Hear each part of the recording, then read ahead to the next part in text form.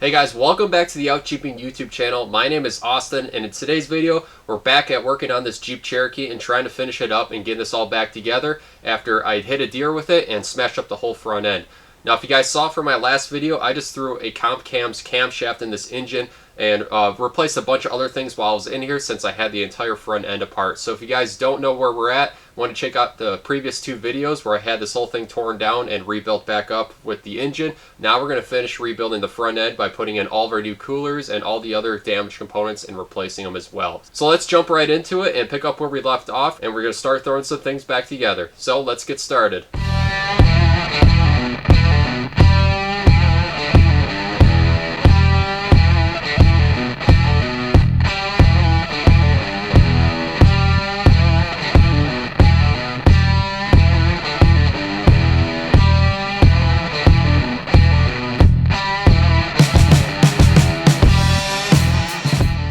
Alright, so taking a look at the front end of the engine, a few things have changed since the last time we were in here. Obviously, in the last video, I replaced the camshaft, so it was all in the engine here, and a lot of stuff did get replaced.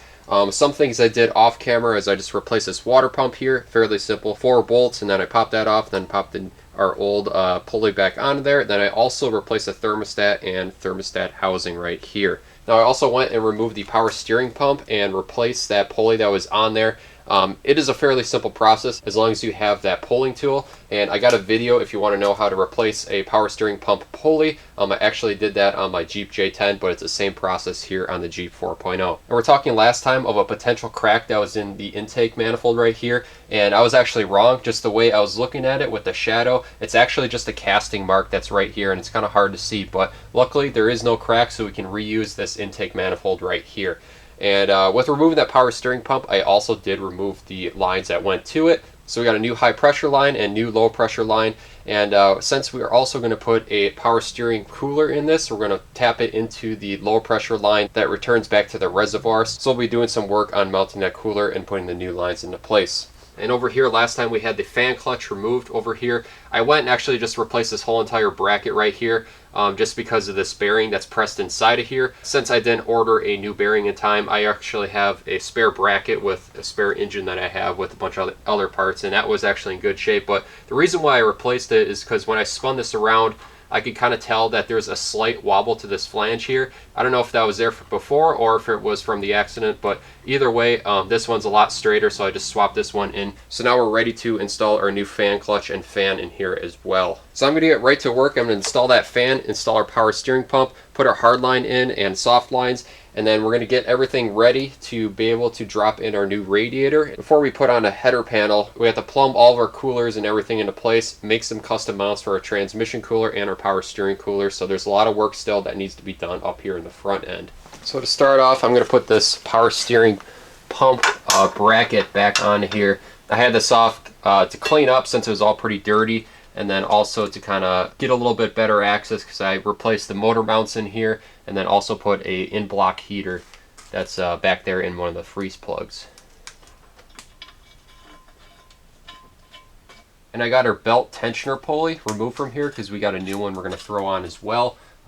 It's fairly cheap enough, and especially it's probably the original, and this has a lot of miles, so why not replace it? So now we can put in our belt tensioner bolt. I'm just going to put some anti-seize on this because you don't want this to lock up on you because it can snap and then you have to replace it.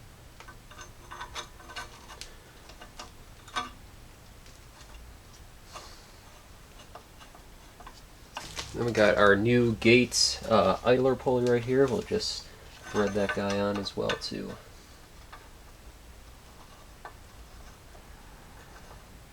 And now for our power steering pump, I left this bracket a little bit loose since it has some wiggle room in there, and I want to make sure that this is all aligned in here first. Tighten down, and then we can tighten down the rest of the bolts.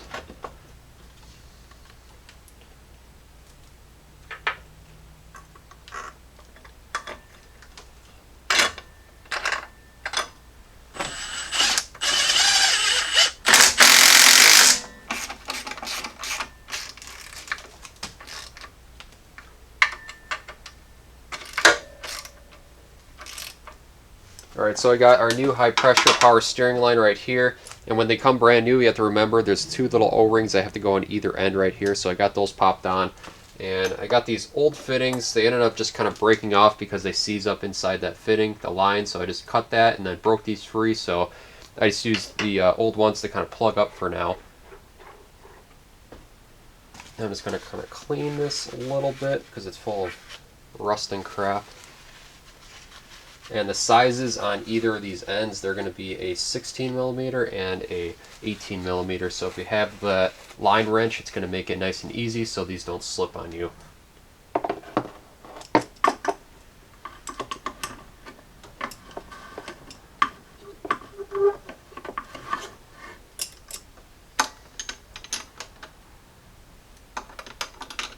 Then we got our low pressure line. One end goes into our steering box and the other end is just a slip fit that's clamped up onto the back of the reservoir.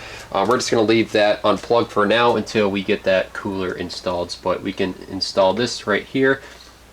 And depending on how I route the lines later, I might end up just flipping this around and slightly bending it just because the lines have to come out towards the front for this return to put in my cooler. But we'll see what we need to do when we get there.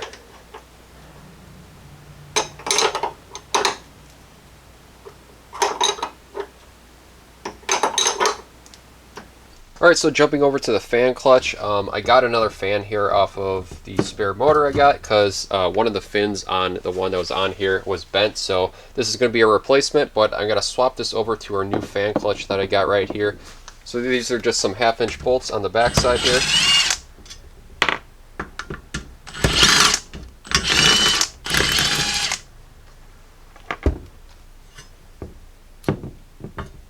You can pop that off.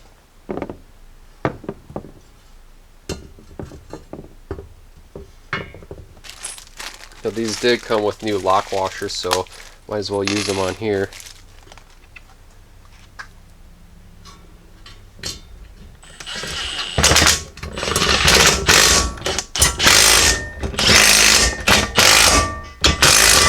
Alright, so that's ready to go back on the engine. Got our pulley, we'll slide that on here. Just since that last one was a little bit difficult to get off, I'm going to actually put a little bit of anti-seize on the center shaft right here, since they like to stick on that, and this will help slide it in too.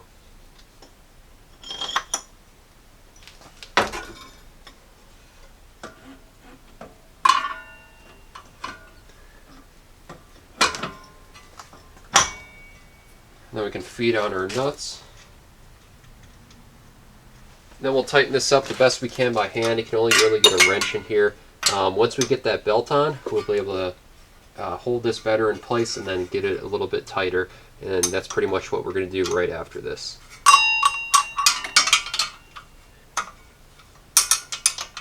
Alright, now we can fit on our new belt. So route this all into place. I like starting on the alternator down here and then just kind of work my way to the right.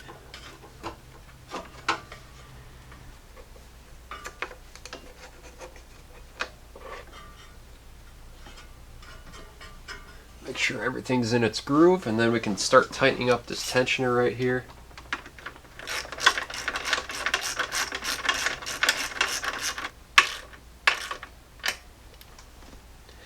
Try that first, and we'll lock this into position.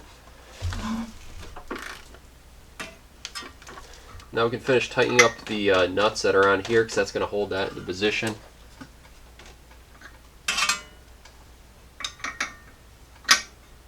Alright, so it's time to start moving over to installing our coolers back onto our Jeep. So we're going to start off with our radiator and our AC condenser. Got them both brand new right here.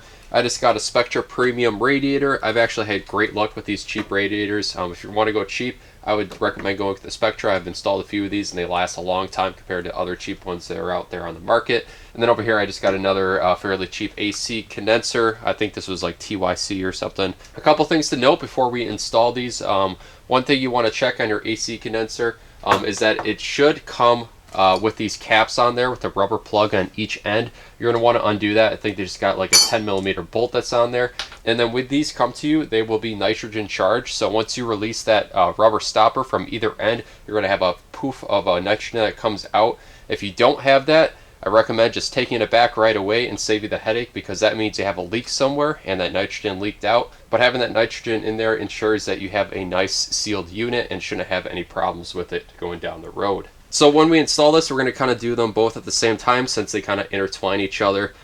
We got 2 rubber stoppers. These are the ones that we're going to have to reuse from earlier. So I got my old ones right here. This is what goes into our lower radiator support and goes on the bottom of the radiator. And over here on the AC condenser, they got little tabs that kind of scoop in there that lock in there on the bottom. And then over on the top of the radiator, we have tabs up here that lock into the top of the AC condenser with these mounts up here as well. So we'll have to take these off beforehand, so that way we can slide this on and then put this bracket on and then retighten it down. So we should be able to mount these 2 together before we get it in the vehicle, and that's exactly what I'm going to do here. So I'm just going to take off these brackets first. This is just an 8mm.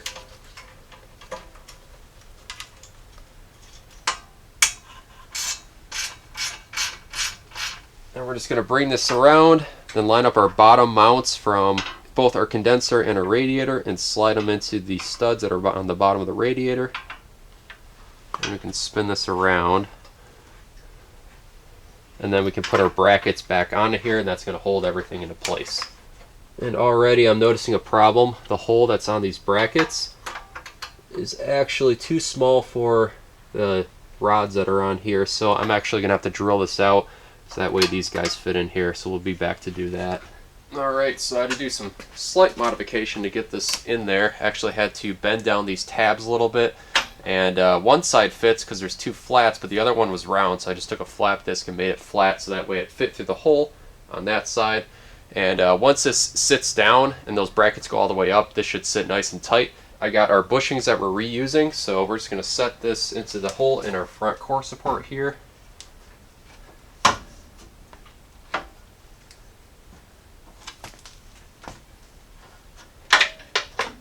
And we'll push that down into place. Alright, so next we can put our upper radiator support in. Before we do that, we got to put our radiator mounts up here on the top, and I actually was able to find some new ones, so we're going to throw those on here. And like I said in my last video when I tore this all apart, we're going to have to save the hardware because, like our new radiator right here, they don't have new nuts with them, so we'll use the nuts from the old radiator to put onto here. Alright, so I'm just going to put a little bit of anti-seize on these threads because these guys love to snap off. And then we got our new mounts.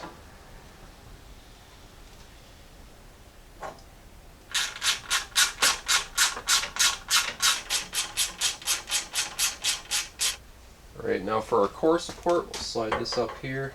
And we'll just start putting in some hardware and getting this thing bolted down.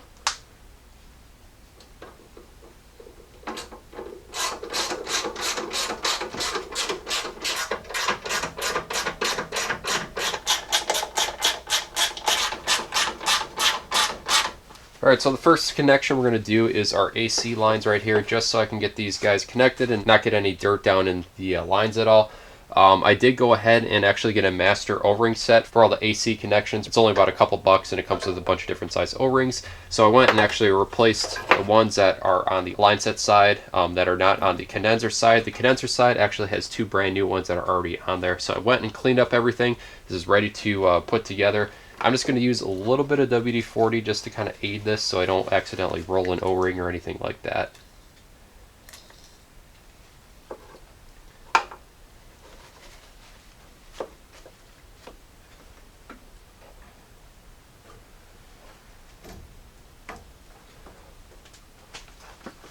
Looks like the angle on this other one is slightly off, but these are fairly easy to bend. We don't have to go far, so I'm just going to move that out of the way and slightly bend this towards the radiator just a little bit more so it fits straightly onto that other line. Alright, that last one took a lot longer to get at, a lot of wiggling around and elbow grease to get this one in, but once you hear that click and you just want to make sure you want to see that little spring that's in there on the other side of that flange on the other piece of the line there, that way you know it's nice and locked in place. So now we just got these little safety clips. We're going to pop these guys back on.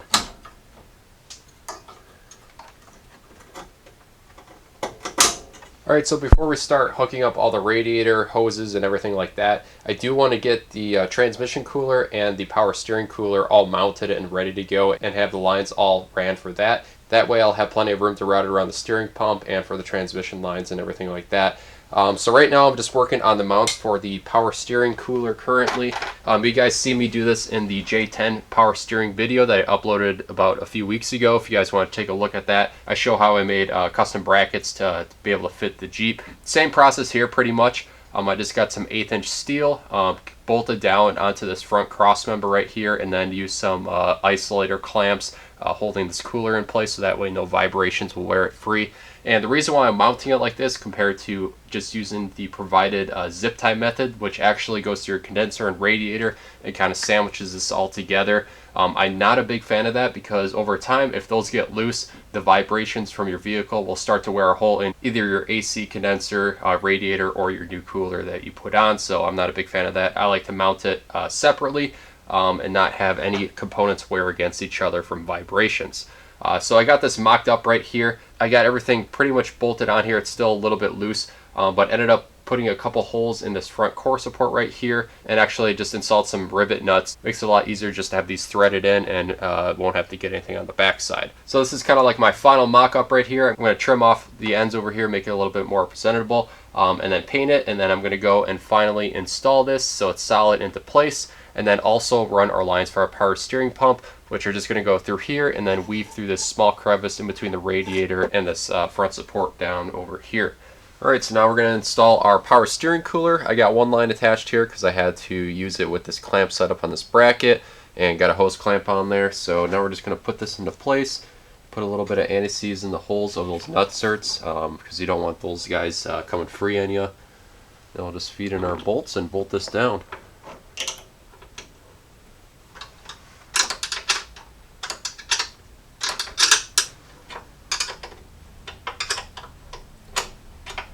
Alright, got that bolted down. That's nice and solid in there. So now I'm going to weave our return line right here. This bottom one that I have connected, this one's actually going to go to the return that's coming out of the power steering box. And then this top one right here, we're going to route this to the return onto our power steering pump reservoir. So I'm going to sneak it through this little access hole right here. You just got to keep in mind that radiator hose is going to go in there as well, but it looks like we still have enough to be able to squeeze a couple lines into here.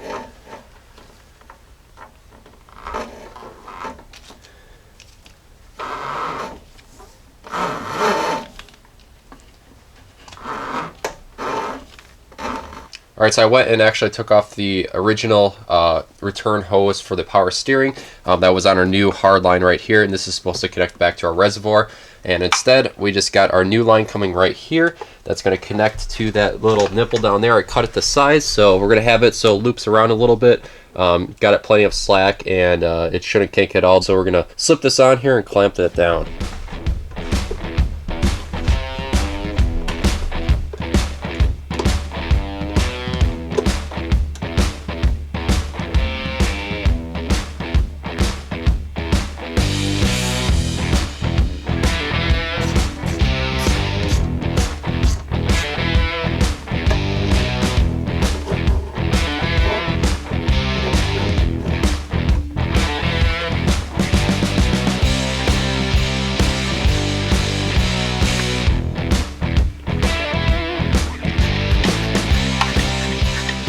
Alright, so I got those lines tucked in there nicely. Just took a few zip ties to kind of zip tie them together so that way they're nice and neat in there, and they shouldn't be in the way of anything or chafe on anything like that. So I'm just going to finish up this now and fill up the power steering pump reservoir right here. We're going to have to check this when we first start it up and drive it. It's going to go down because it's probably going to have a bunch of air bubbles in it, but for now we're just going to top this off.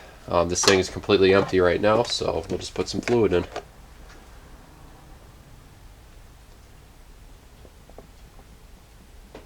So I'm going to button up this side a little bit now that we got those power steering lines in. So I'm going to hook up our lower transmission line that goes onto here. This is just a quick disconnect, so we'll just pop that back on. And then we got our lower radiator hose. We're going to slide that in here as well.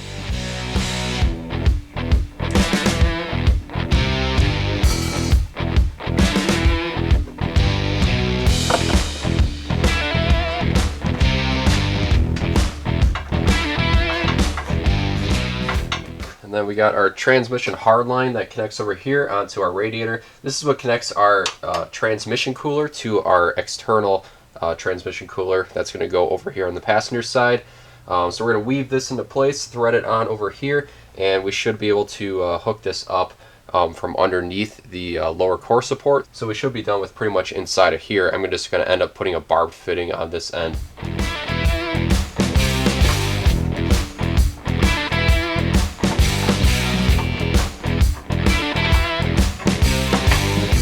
Next we got the upper rad hose, and then our heater hoses we can go and install as well next.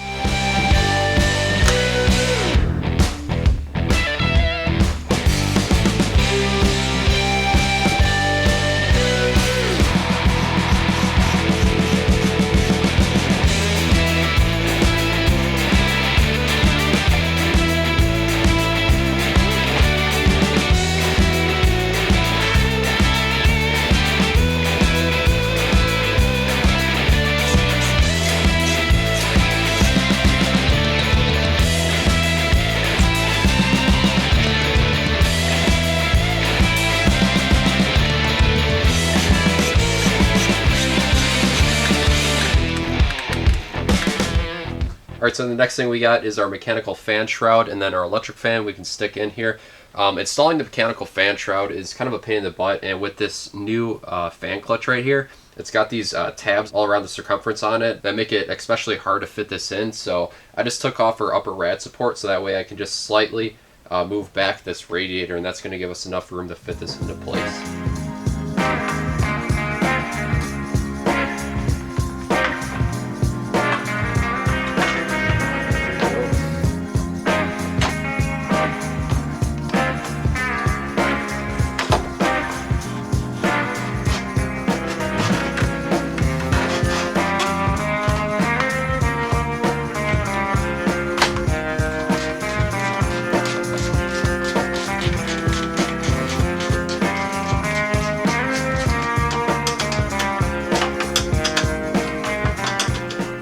So with our cooling system all plumbed up, I'm going to start adding coolant to our radiator just to start to get some fluid in there. When we fire this up, a bunch of air is going to escape out of here, and then we'll just have to top it off later. But I got it 50-50 right now because I bought the concentrate, and then you just want to use distilled water for that other 50%. So I like to be a little bit accurate, and then I just use a measuring cup right here. So we're just going to add this in 1 quart at a time.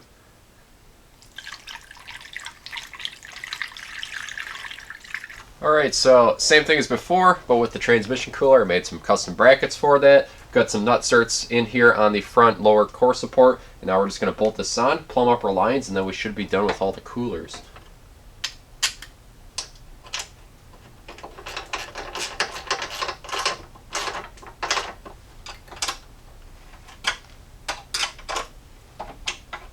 Alright, so for routing our transmission cooler lines, what they did from the factory with the factory transmission cooler that my Jeep was equipped with, they actually just ran them down and right in between here, then went to this big access hole. I don't want to make that tight turn since we got the inlet and outlet over here on the passenger side, so I want to kind of wrap it around like I did the power steering cooler lines, except over here it's pretty tight, but however there is a little access hole right here that has a flange on it, so you're not going to really cut your hoses on. So I'm going to weave them through there, and then it's going to meet down here to where this access hole is, and then I got a couple barbed fittings, some 3/8 barbed fittings, going to our return to the transmission, and then our feed coming from our radiator. So we're going to tap them into those. So I'm going to slip on this line right here.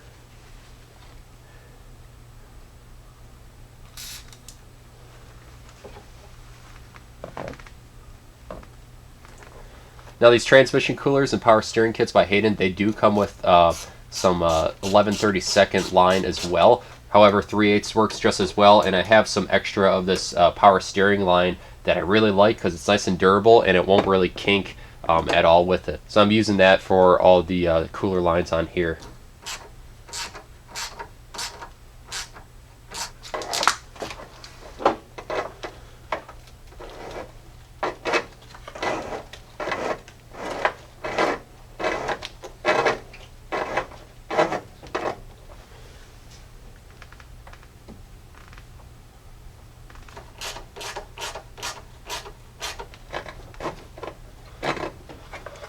So another thing I did off camera is I relocated my vacuum canister. That's because the original vacuum canister, it's located in the front bumper, and I plan to use a aftermarket bumper on this, so it needs to get relocated. So I just found a place right here by the firewall. I zip tied it to this AC bracket down here, so it's tucked up out of the way, and I used the original line that there's a T connection that's right here, and then I just have it so it wraps around here and loops over to there. It's the perfect length for it with the original line that used to go down into the bumper. So that's all set up so we won't have any vacuum leaks when we first fire this up. Alright, so everything mechanically is all put back together on this Jeep Cherokee. I'm pretty excited. What I'm going to do right now, actually, before I finish up with the front end on the front clip and everything like that, is I want to get this thing fired up and break in that cam. If you guys saw from the last video, I installed a new camshaft in this engine, and I want to fire it up and break it in. So according to comp cams for the braking procedure, I got to run this at 2000 RPM, varying between 2000 and 2500 for a solid 30 minutes. So to do this, I'm going to have a friend come over and he's going to help me with that. So he's staying on the throttle because since all the other systems have been open and need topped off, I'll have to go and bleed all the air out of our coolant system, make sure there's enough coolant in there, and then also top off our transmission fluid since we lost a little bit since we replaced our coolers, and same goes with our power steering. As this is all happening, I'm going to check for leaks, make sure I have no leaks on any of the systems. I added extra zinc to my engine oil, so after this break-in period, we're going to go and drain the oil and put fresh stuff in because we still have all that break-in fluid and everything like that, all that contaminating the oil. So once it's all broken in, we can put in fresh oil and then it should be ready to go. So I'm going to wheel this outside and then we'll get ready to fire this thing up. Okay, you can try it. Ready? Yep.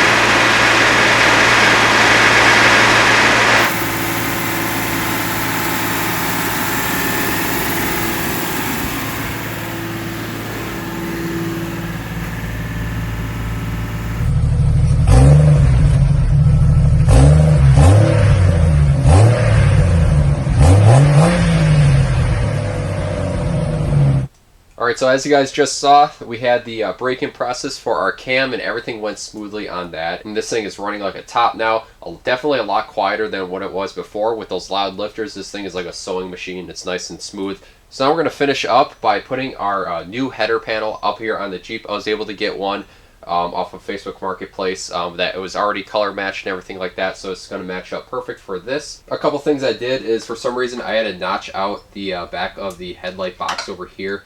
Just because of this AC condenser, the lines are like sticking out too far on this. I don't know if it changed throughout the years or it's just this brand of AC condenser that's not fitting quite right, but I just notched that out. Now it should fit fine. Another thing I did is, we talked earlier on that this front of this fender right here, this 90-degree part, it was kind of crinkled in. I just took a couple pairs of pliers and just kind of bent that back, and it's already back into shape. That was fairly easy.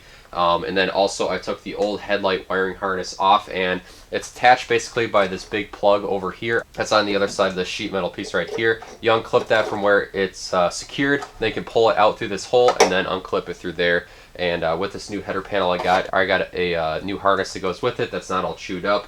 All the other wires you see right here, you probably won't have unless you have what I do, and that is this Jeep Cables headlight harness right here. And then I also have down here, which I'll feed in after this is installed, this is my fog light wiring harness right here that I added as an aftermarket option. So we're going to get this mounted up on there. So I'm going to plug in our header panel harness right here. This just clips in. And then we can feed this through this hole. And then I actually went and just broke these 4 Torx bolts free on this little piece right here, so that way we can kind of shimmy this so we can get our body lines all to match up across both the fenders and the hood as well. So we're just going to pop this in, slide it through the holes, and add some nuts on the back side.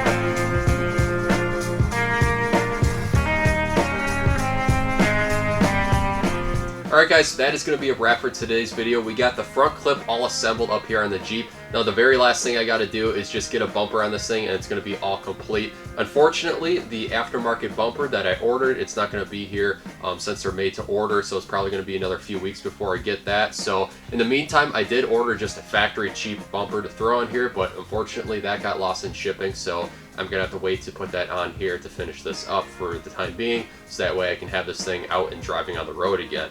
But overall, I'm excited to start driving this thing with all new components. We got that new cam in there. Everything went smoothly for that, for breaking it in. I also went ahead and just changed the oil off camera, so that's all ready to go in there. As always, I'll post links down in the description below of all the parts that I added to this front end of this Jeep Cherokee for putting it back together. And if you guys found this video helpful, make sure to like and subscribe to the Out Jeeping YouTube channel to help keep these videos coming. And stay tuned because we got some more videos in the future of assembling a new off-road front bumper. We're going to get a do-it-yourself kit, so we're going to be forming it and welding it all together to throw on this Jeep. And I'm excited to assemble that. Until next time, I'll see you guys in the next video.